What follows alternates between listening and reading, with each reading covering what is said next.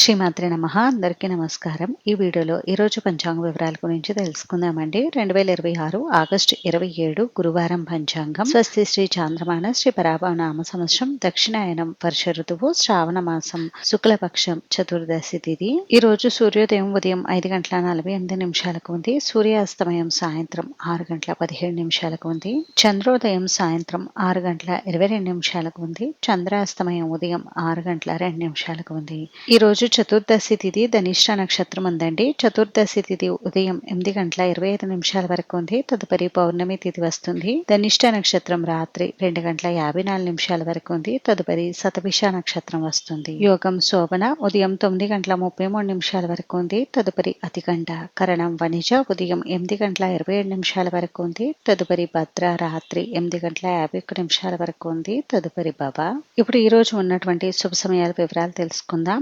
బ్రహ్మ ముహూర్తం తెల్లవారుజామున 4:35 నుండి 5:23 వరకు ఉంది. అభిజిత్ ముహూర్తం మధ్యాహ్నం 12:03 నుండి 12:53 వరకు ఉంది. అమృతకాలం మధ్యాహ్నం 3:43 నుండి 5:26 వరకు ఉంది. శుభ సమయం ఉదయం 11 గంటల నుండి 12 గంటల వరకు ఉంది. ఇప్పుడు ఆ శుభ సమయాల వివరాలు తెలుసుకుందాం. వర్జం తెల్లవారుజామున 5:02 నుండి 7:21 వరకు ఉంది. దుర్ముహూర్తం ఉదయం 8:15 నుండి 9:06 వరకు ఉంది.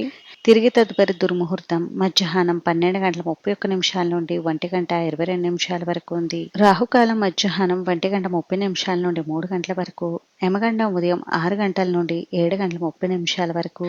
గుళిక కాలం ఉదయం 9:19 నుండి 10:54 వరకు ఉంది. ఇంక ఈ రోజు ప్రత్యేకమైనటువంటి పండుగలు విశేషతలు వచ్చేసి ఈ రోజు సత్యనారాయణ స్వామి వ్రతం లాంటివి ఆచరించుకోవచ్చు. ఇంకా పౌర్ణమి వ్రతం చేసేవారు ఈ రోజు నిర్వహించుకోవచ్చు.